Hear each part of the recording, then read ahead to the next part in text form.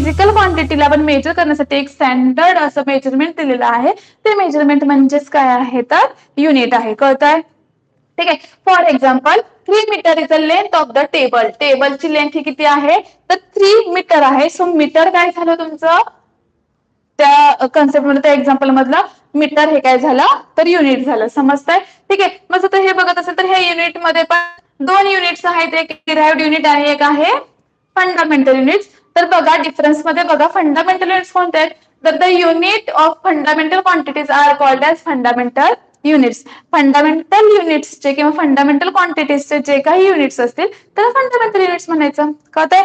आपण physical क्वांटिटीचे 2 type बघितले. कोणते 2 टाईप बघितले? एक तर बघितलं आपण फंडामेंटल क्वांटिटीज आणि सेकंड बघितले डिराइव्हड क्वांटिटीज. बरोबर? म्हणजे तर फंडामेंटल क्वांटिटी येईल त्या फंडामेंटल क्वांटिटीचं जे काही युनिट असेल ते युनिट काय असणार आहे फंडामेंटल युनिट. आणि डिराइव्हड क्वांटिटीचं जे युनिट असेल त्याला काय म्हणायचं डिराइव्हड युनिट. कळतंय? एवढं तर सोपं आहे.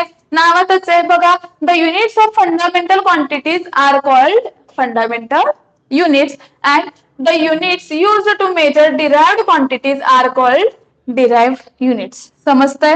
ठीक आहे. नेक्स्ट बघा सेकंड पॉइंट काय दिलेला आहे it does not depend on any other unit.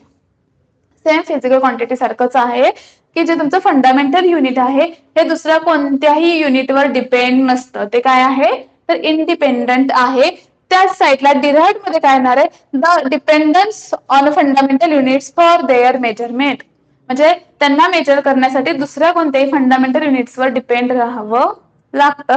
जसं व्हेलॉसिटी घेतलं तर व्हेलॉसिटीचं युनिट येतं किंवा स्पीड घेतलं तर त्याचं युनिट येतं मीटर पर सेकंड. त्यामध्ये बघा जर आपण स्पीडचे युनिट बघायला गेलो तर speed is equals to meter per second. म्हणजे मीटर अपॉन सेकंड आपण रेट करताना कसं करतो मीटर पर सेकंड. हे तुम्ही असंही लिहू शकता मीटर पर सेकंड असंही लिहू शकता और मीटर पर सेकंड असंही लिहू शकता. हे युनिट्स लिहिण्याचे काय आहे तर मेथड्स आहेत टाइप्स आहेत. तुम्हाला सध्या बेसिक आहे तुम्ही जसं ऍडव्हान्स पुढे पुढे झाले एक एक स्टेप एक एक क्लास पुढे जाल तसं तुम्हाला हे सगळं इन्क्लूड होणार आहे. तुम्ही 8th स्टँडर्डच्या फाउंडेशन मध्ये युनिट्स मेजरमेंट अँड मोशन बघताय पण पुढे 9th ला जाल 10th ला जात इव्हन तुम्ही 11th ला गेल्यावर सुद्धा हा तुम्हाला काय असणार आहे टॉपिक असणार आहे युनिट्स अँड मेजरमेंट म्हणून. आणि तुमच्या माहितीसाठी सांगते जर तुम्हाला हा खूप इझी वाटत असेल तर जेई सारख्या एंट्रन्स एक्झाम मध्ये किंवा सीईटी सारख्या एंट्रन्स एक्झाम मध्ये 4% वेटेजला हा टॉपिक विचारला जातो.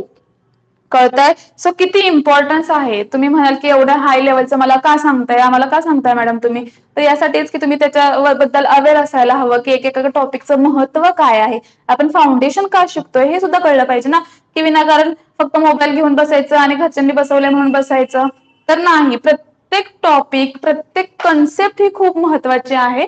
सो जर आपल्याला 4% वेटेज साठी सोडवायचं असेल तर ह्या बेसिक कन्सेप्ट येणं खूप महत्वाचं आहे. ठीक आहे. तर बघा मग पुढे जाऊन तुम्ही हे शिकालच